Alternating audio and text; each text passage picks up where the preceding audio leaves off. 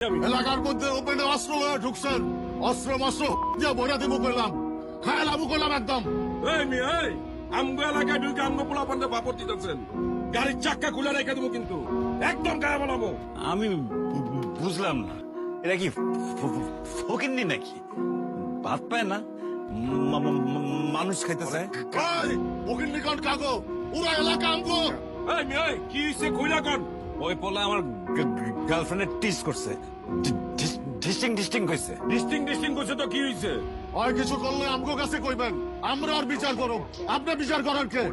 কেন, আপনি কি অগ বাপ লাগেন? বাপ না চাচা লাগি।